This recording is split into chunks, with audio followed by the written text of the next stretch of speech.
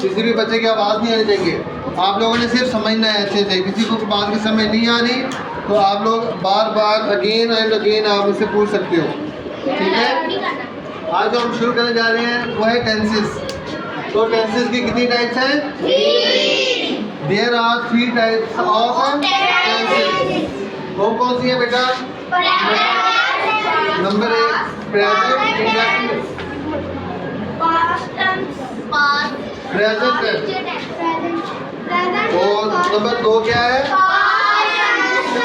Past tense और present है। और नंबर 3 क्या है? फ्यूचर है। अच्छा बेटा, आज तक आप पीछे पढ़ के आए होंगे कि फ़िलहाल, माजी, फ़िलहाल, मुस्तकबिल, फ़िलहाल, जारी। तो आपने बेटा पढ़ा होगा कि फ़िलहाल मुस्तकबिल आपने पढ़ा है? बेटा मुस्तकबिल का मतलब है फ्यूचर टेंस और पास्ट टेंस फ़िलहाल है माजी। जो वक्त आपका गुजर चुका है उसे क्या कहते हैं? फ़िलहाल है। प्रेजेंट टेंस बेटा जो वक्त आपका भी गुजर रहा है उसे क्या कहते हैं? जो हमारा वक्त गुजर है उसके रिलेटेड जो हम सेंटेंसेस पढ़ेंगे वो किस में पढ़ेंगे? प्रेजेंट है। तो आज हम शुरू करने जा रहे हैं। नंबर 1 हमारा जो है क्या है? प्रेजेंट है। प्रेजेंट है। तो बेटा इसके आगे कितनी टाइप्स हैं? 4। कितनी टाइप्स हैं? नंबर 1 प्रेजेंट है इंडेफिनिट, प्रेजेंट। और नंबर 2 प्रेजेंट है प्रेजेंट कंटिन्यूस। और नंबर 3 प्रेजेंट परफेक्ट, प्रेजेंट है। नंबर 4 बेटा प्रेजेंट है परफेक्ट, प्रेजेंट परफेक्ट कंटिन्यूस। बात यहाँ तक समझ आई नहीं बेटा आप लोगों को? मेन टेंसेस कितनी किस्म के होते हैं? 3 किस्म के होते हैं। प्रेजेंट टेंस, पास्ट टेंस और फ्यूचर टेंस।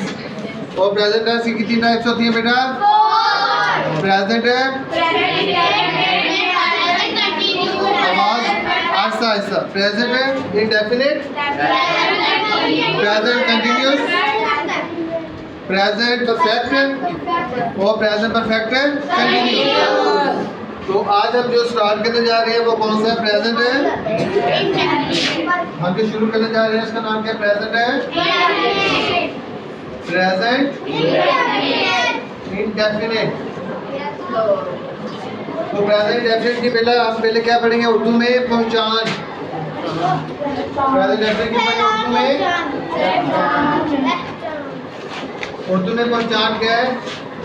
उर्दू फिक्रे के आखिर पर है, उर्दू फिक्रे के आखिर पर लफ्ज़ ता है, ते है वगैरह है। उर्दू फिक्रे के आखिर पर लफ्ज़ ता है, ती है, ते है वगैरह है। मसलन वो स्कूल जाता है, वो स्कूल वो लाहौर जाता है। तो ये जो आखिर के ऊपर लफ्ज़ आ रहा है ता है, ये बताता है कि ये आपका फिक्रा है ये किसका है? प्रेजेंट है इंडेफिनिट, प्रेजेंट है इंडेफिनिट का है। तो हम आगे इंग्लिश पढ़ाने का तरीका सीखेंगे कि हम इसकी इंग्लिश कैसे पढ़ाते हैं। तो बेटा याद रखना कि जब हम इंग्लिश पढ़ाते हैं तो 3 चीज़ें आती हैं। सबसे पहले आता है आपका सब्जेक्ट, फिर उसके बाद क्या आता है बेटा? वर्ब, और उसके बाद एंड पे क्या आता है? ऑब्जेक्ट। पहले क्या आता है? सब्जेक्ट, फिर क्या आता है? वर्ब। पता चल रहा है हमें कि वो लड़का है। वो क्या है? लड़का।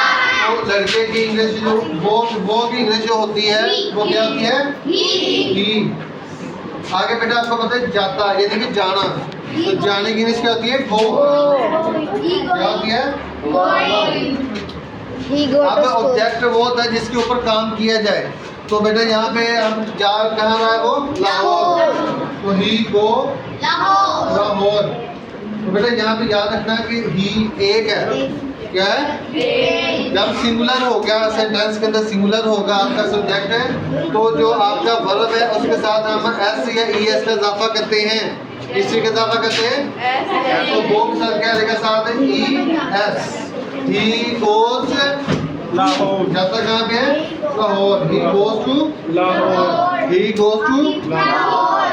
अच्छा, अगर यहाँ पे फिक्रा बन जाए बेटा, वो स्कूल नहीं जाता है। तो बेटा जब नहीं आ जाता है तो वर्ब के फौरी बाद क्या लगाना होता है? नॉट। क्या लगाने के बाद में हमने? तो ये गलती आपने हरगिज़ नहीं करनी। ये गलती आपने हरगिज़ यहाँ पे हम यूज करेंगे बेटा डू और डज का इस्तेमाल। इसका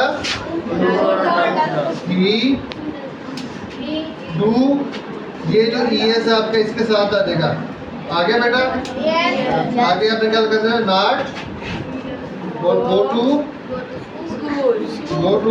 school. He does not go to school. जब बेटा ये अब नहीं है, इसका मतलब है कि ये जो फिक्रा है आपका कौन सा है? नेगेटिव। कौन सा फिक्रा है ये? नेगेटिव। जब नेगेटिव सेंटेंस आएगा तो हम डू का इस्तेमाल करेंगे। अगर सिंगुलर है आपका सेंटेंस तो ईएस इस डू के साथ लगा देंगे और उसके फौरी बाद क्या लगा देंगे? नॉट। He does not. बाकी simple go to Lahore, go to school. यहाँ पे देखो बेटा, ये हमने पहले बनाया था लाहौर के लिए, इसी में आप स्कूल ही कर लें। बात समझ नहीं आ रही? तो वो स्कूल जाता है तो हम क्या करेंगे? He goes to school. वो स्कूल नहीं जाता है, he does not go to school. जब आपने नेगेटिव बनाना तो यहाँ पे ईएस नहीं लगाना, क्योंकि ये ईएस हमने इस डू के साथ लगा दिया है।